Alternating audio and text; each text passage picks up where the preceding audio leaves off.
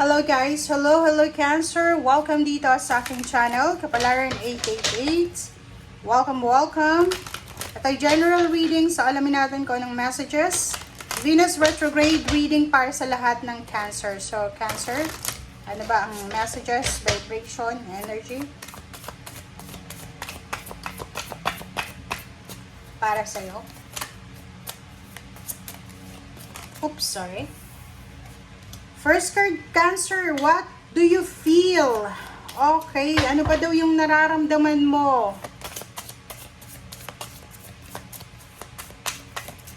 What do you feel? What do you feel? Okay. After the storm. Okay, Cancer. May tanong, may question sa'yo ang iyong tarot. First card dito, ano daw ang nararamdaman mo sa ngayon? Like, doon sa mga Cancer na marami kayong napagdaanan na pagsubok sa buhay, storm sa buhay nyo. Doon sa mga maraming pinagdaanan sa buhay, okay? Sinasabi dyan ng baraha, ano ba ang pinagdadaanan mo? Ano ba ang pakiramdam mo ngayon na tapos na yung pagsubok sa buhay mo?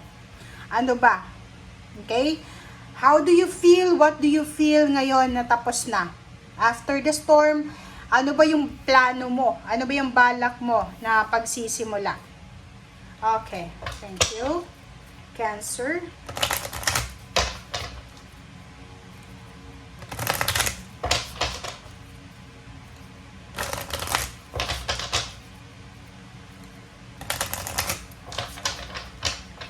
Okay.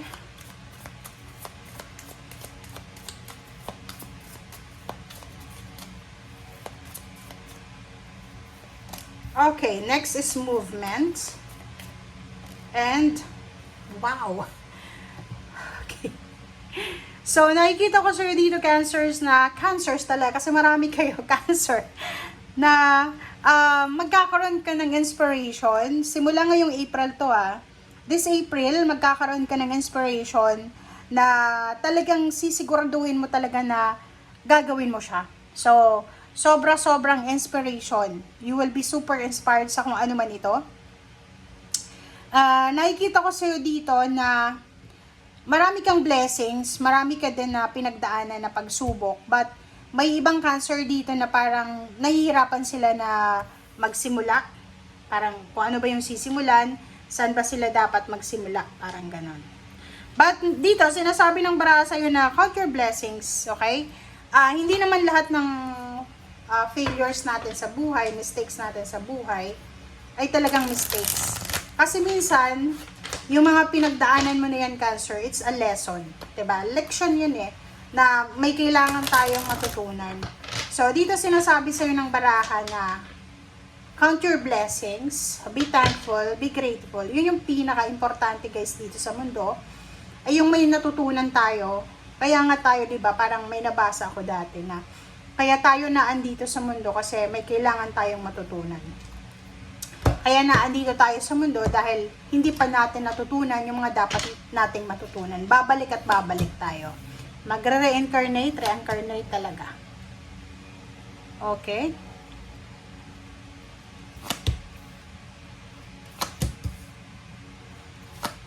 Okay.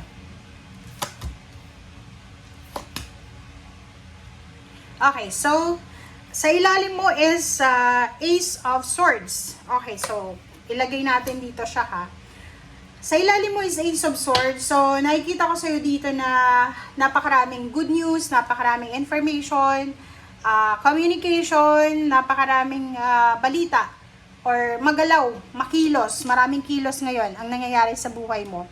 So, sa Emperor na to, sinasabi ng Emperor card, at ang Emperor card mo, sinasabi sa'yo dito na may mga Cancer na posibleng makakaramdam sila ng sobrang strength sa kanilang katawan. Like, kung may mga problema kayo sa health, pwedeng maging maayos yung health ninyo.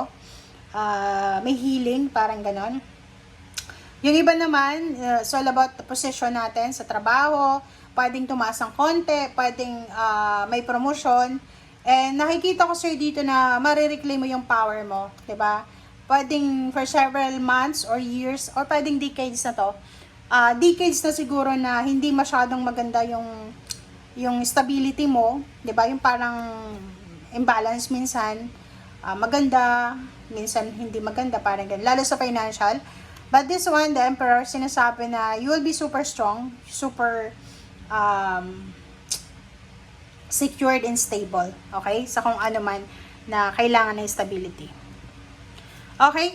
Knight of Swords. Knight of Swords and Ace of Swords. So, sinasabi ng baraha dyan sa'yo na talagang may darating sa'yo na balita, may darating na actions, may darating na movement. So, kailangan mong gumawa ng action, kailangan mong magplano, or anything. Eight of Pentacles, ang ganda na ito guys. So, tingnan mo. Sinasabi sa'yo dito, Cancer, na may good news na paparating sa'yo. And pwedeng galing ito sa mga air signs, Gemini, Libra, Aquarius. It's either promotion sa trabaho, it's either new job, new career, pwedeng relocation dahil sa trabaho. And dito naman sa The Moon, ay kita ko sir dito marami kang fear. Kaya nga, di ba, parang natatakot ka sa future mo. Masyadong takot yung Cancer ngayon. Nakikita ko yung Cancer, simula pa last year, sobra kayong natatakot para sa future mo. Na which is hindi naman maganda yon. Mag-focus ka sa current na situation mo, ngayon mismo, and then yun, doon ka muna mag-focus. Okay? Ten of Cups, Cancer, congratulations dito kasi may isa ka sa mga pinapangarap mo sa pamilya mo, ang posibleng mamamanifest mo. Isang pangarap, isang goals talaga. Maraming goals, and isa sa mga goals mo na yon, ang posibleng mamanifest mo. Next card is Six of Swords. So, same with Pisces and Scorpio. Nakikita ko sa'yo dito na posibleng magbabago ang takbo ng iyong relationship, ng iyong money, career, in a positive. The Devil, be careful sa mga Capricorn, okay? If you're having connection, attachment sa mga Capricorn, mag-iingat kayo dahil posibleng sila ang maging temptation or sila yung maging dahilan para hindi mo matuloy yung plano mong pagta-travel, pagre-relocate, pag-apply ng trabaho or anything. Okay? And dito guys, sa ilalim na to, ito yung ilalim niya is Ace of Swords. So, yung Ace of Swords na ito, hindi lahat ng kwento, hindi lahat ng information, communication, kailangan mong i-absorb. Minsan, maging matalino ka. Kasi minsan, baka pumasok sa'yo, etong The Devil. Baka pumasok yung Capricorn energy sa'yo, kung ano-anong sasabihin sa'yo, na pwedeng masira yung plano mo or kung ano mang discarding mo. Okay? Thank you guys for watching. Bye!